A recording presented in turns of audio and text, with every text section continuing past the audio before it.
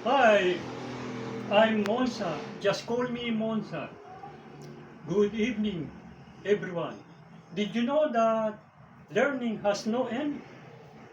Golda Meir, the first woman prime minister of Israel.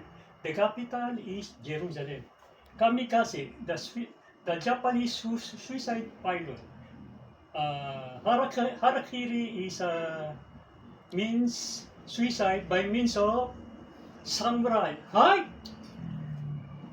Demophobia, fear of people. Lee Kuan Yew, the father of Singaporean independence.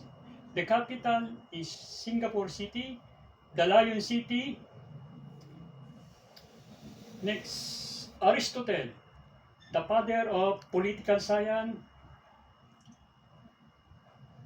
He told that a man by nature is a political animal. Next, Alibata, the Asian alphabet of Filipino. Next speech, the highness and lowness of sound is known as speech. Democracy. Democracy means is a democracy democracy is a people by the people and for the people. Democracy. Kosovo. The capital is Pristina. Kosovo, found in southern Europe.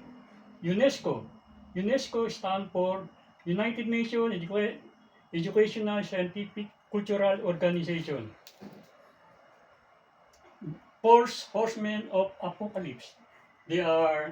The four horsemen of apocalypse are death, famine, war, and pestilence. Follow and subscribe and like. Just do your best and God will do the rest. Shalom. Best of luck in everything you do. Thank you.